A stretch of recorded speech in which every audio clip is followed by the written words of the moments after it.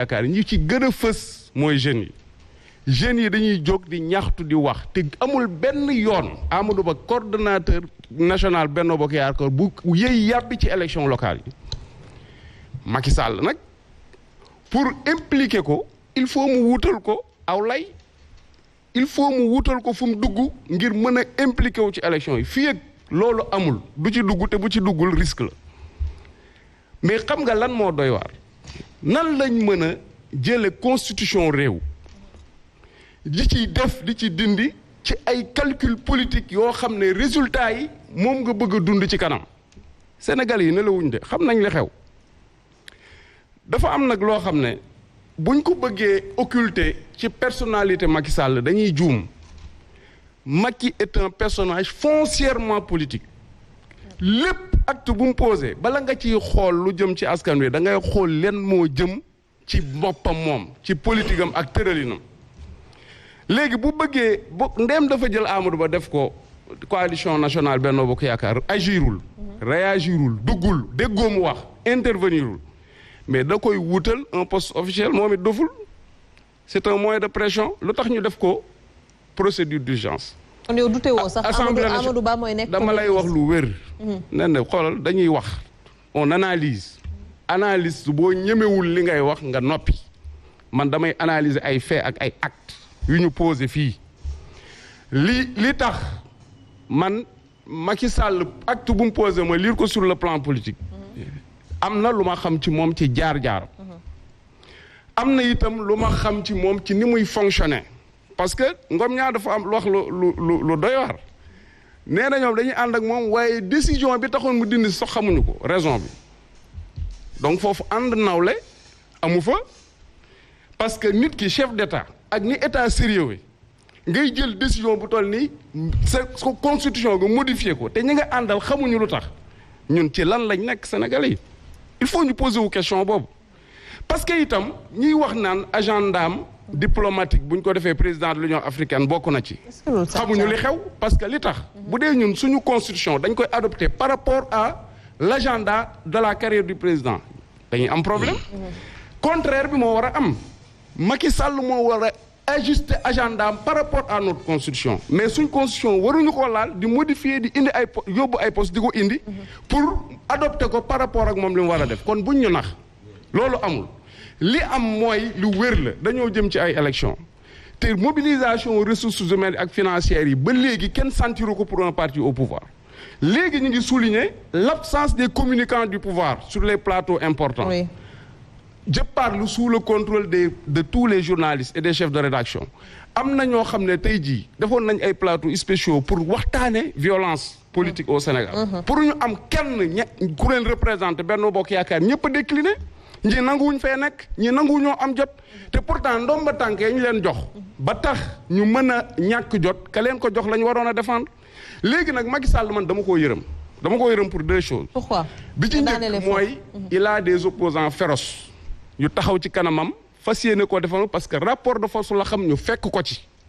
ba ca topp mooy ñim ànd ak ils ne sont pas courageux il faut le dire. Ah bon? Parce que nit ki boo pour nga am courage da ngay def ni kii dañ koo woo ci waxtaan. mu xam ne ay nawleem la fi fekk mu diisoog ñoom waxtaan ak ñoom bu ko defee peuple bi ci boppam mooy apprécier li ñu fiy wax mais bu kenn yaakaar ne tey jii Macky Sall dafa dindi woon poste bu fast track loolu ay nax la moom ci boppam xam na ne da koo dindi te Boun Abdallah Dionne dafa campagne sonn ci ñëw ba agsi ba jox ko ndam li mu ne ko waaw góor jërëjëf yow sant naa la léegi li ma la dénkoon sax léegi kenn doyatuma ci danaa ko jël xam nga léegi dafa am benn image bu ñu wane dañ koo wone Macky Sall ànd ak premier ministre di dem conseil ak aide de camp ñu wonewaat ko moo image boo xam ne moom képp ak aide de camp ñooy dox di dem dafa am lu muy firi c'est-à-dire non lecture bi weesuwul ne dañoo jàpp ne dualité amul foofu lu mu néew dualité am na fa ndax contresigner décret rek déjà opposition mën na fa am mën ngaa def sa décret signer ko mu ëpp premier ministre bi ne du ko contresigner foofu rek déjà débat dana fa am te pourtant mënta ñàkk yooyu yëpp nag boo ko jëlee nag dajale ko li nga ciy jànge mooy constitution Sénégal liñ ci njëkk a war a dindi mooy modification yi ci assemblée mën a am accès loolu lu mat a xoolaat la c'est-à-dire dafa sérieux ba biñ koy voté dañoo def référendum baatu askan wi ñu taataan ko ku ci nekk ñu laaj la nga wax nga dem sànni xob ñu tànn ñu ne Sénégalais yi kat la majorité des Sénégalais inscrits sur les listes d'électorat ak ñu voté lii lañ décidé. yow même bu ñu la ko gardeloo gardien constitution amoo prérogative bu accéder ci wala nga ciy accéder loo sa majorité di def ak dindi kon nañ xoolaat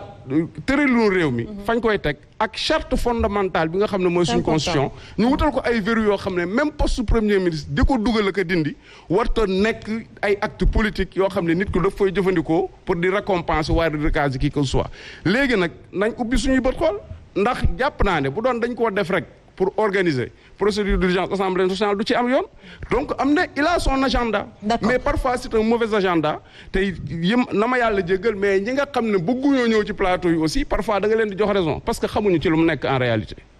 ah bon alors ban lecture peut-être nga ciy am yow Bella Diallo par rapport ak suppression poste premier ministre parce que dafa soulever également lu am importance muy constitution bu ñuy jël naam di ko changer selon nos humeurs wala selon ban politique la ñu bëgg tëral. waaw man dama bëggoon rek réagir ci li nga xam ne Dame Mbodj donc moom la wax concernant Orange ak Wave man dama am chance. donc dund en Europe nekk naa fa 26 ans seeni habitude xam naa ko donc France dafa nekk dëkk bi nga xam ne que ne moom lépp lu muy def intérêt boppam la njëkk a xool donc toutes les grandes entreprises donc du mës a nangu donc wàcc moins de 50% du capital donc entreprises yi gën a mag yu mel ne donc ay bu ñu ko doon comparé fii EDF bu France wala Sénélec fii c'est la même chose donc c'est des entreprises yi nga xam ne moom moo koy créer def ko des entreprises nationales d'abord doter leen donc de tous les moyens bu ñu demee ba gis que ne am nañ valeur donc bu ñu soxlaa xaalis ci la ñuy dem jaay benn 5% mais avec donc benn barème bi nga xam ne ñoom dañu jàpp que ne du ñu wàcc donc en dessous de ce barème donc Orange c'est exactement la même chose parce que avant ñu wax Orange donc PTT lañ doon wax donc poste téléphone et télécommunication bi ñu demee ba ci biir donc ils ont éclaté donc ci la ñu génne poste ñu def ko à part ñu jël téléphone ak télécommunication ñu boole ko moom moo nekkoon France Télécom bi ñu ko bëggee génne en dehors du pays ci la ñu wax que ne léegi nañu jënd benn opérateur bu nekkoon Angleterre bu tuddoon Orange donc le nom de Orange foofu la jógul sax France mais Angleterre ci benn opérateur bi nga xam ne dañ ko jëndoon léegi bi ñu defee loolu donc ci leen léegi mën nañu conquérir le marché international fu ñu dem dañu bëgg a imposer li nga xam ne ñoom ci seen bopp duñ ko nangu donc ba tax na que ne tey jii je pense que Sénégal donc wala bépp dëkk bu mu nekk fii en Afrique war nañ mën a jël seen i disposition ba du ñu nangu donc benn opérateur ñëw nekk fi majoritaire donc ñëw ay sociétés yi nga xam ne comme ni ñu ko waxee dañu fekk ñu defar leen ba ñu baax donc am lépp doté leen ñu am seen capital donc am seen chiffre d'affaires donc di am seen i bénéfice donc ñu jël ko jaay ko à presque 100% donc nga xam ne léegi bénéfice yi dootu fi doogati dafay dellu donc en Occident donc loolu yaakaar naa que ne lu mot a bàyyi xel la parce que autant ñoom am nañ fulla ak fayda ba seen i entreprise tey jii boo gisee que Europe am problème ak chinois yi c'est à peu près la même chose parce que à chaque fois donc chinois yi jënd ay actions ci entreprise européenne yi da nga gis tout de suite ñu def lu ñuy wax augmentation de capital donc sans droit préférentiel donc ça nga xam ne du ñu permettre kenn mu participer ci augmentation de capital boobu pour rééquilibrer les choses parce que gis nañ ko fii ak Covid bi donc Air France donc action bi dem na ba jaratul dara donc ba même valeur Air France motatul woon njëgu 5 avions 5 appareils mais chinois ils en ont profité jël 8% capital bi mais biñ ko defee tout de suite donc la France a réenclenché ba jëlaat donc def benn augmentation de capital pour réduire donc li nga xam ne mooy paaru chinois yi ñu am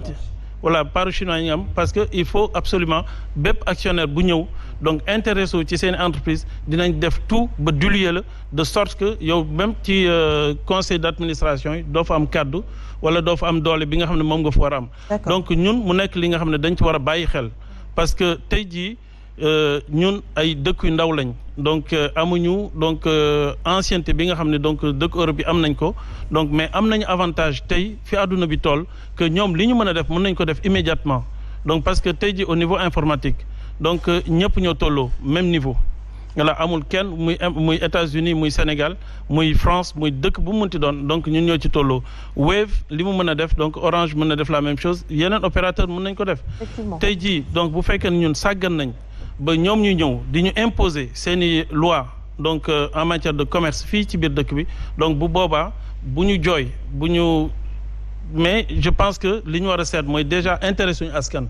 donc cet intérêt suñu askan boobu moo ñu war a pousser pour que ñun tamit ñu mën a jël yenn décisions yi donc ba bu ñu ñëwee taxaw wax ñu leen non stop donc dañuy dem toog waxtaan ak yéen xool li mën a nekk ñu nangu leen ko lu mënta nekk ñu ngàntal leen parce que ñoom ils ont autant besoin de nous que nous on a besoin d'eux. donc du benn relation bi nga xam ne c'est à sens unique donc relation bi c'est à double sens te ñun war nañ am suñu mot à dire te li ñu war a xool mooy d'abord suñu intérêt askan. bu ñu xoolee suñu intérêt askan automatiquement donc bu ñu fi ñëwee lu ñu fi mën a imposer bu boobaa dañuy wax nag donc bon fii mooy limite yi donc da ngeen ko respecter ngeen dugg mënu leen ko respecter ngeen toog ci biti y aura d'autres personnes qui seront intéressées qui vont venir. Très bien. léegi nag pour répondre donc à la question concernant le poste du Premier ministre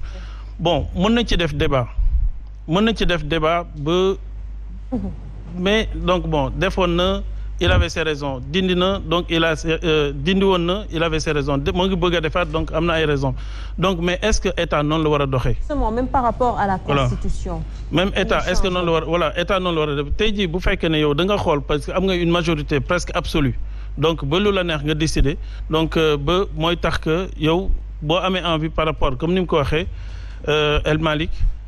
que damay xool man li ma arrangé. par rapport ak sama agenda donc ma xool ma ne donc lii dama koy def léegi j'impose une modification de la constitution donc Sénégal yi ci des ñëpp donc ñoom seen avis fan lay compter.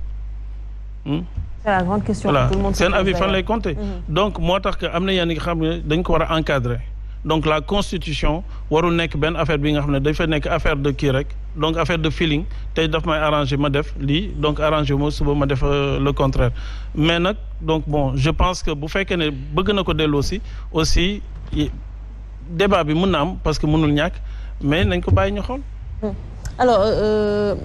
Omar Faye est-ce que mën nañ jàpp ne que le président de la République a un agenda caché en faisant tout cela. d'abord je veux dire que il faut que xam ne Sénégalais ñu amul culture gérer ay constitution amuñu ko ñun. comment ça. rares sont des Sénégalais yoo xamante ni dañuy laal constitution ñu kaas ku ci gis mu kaas. boobu yokk nañ ceeb bi diwlin bi nga profité ci ñu ngi modifier constitution nga génn mais amuñu culture boobu bu ñu wax ay constitution fii 1000 c'est-à-dire benn Sénégalais sur 200 ñooy toog di la wax ay constitution mais Sénégalais yi duñ ko wax sax amuñu culture boobu faut pas ñu jël débat bi ne constitution mais modification intéressant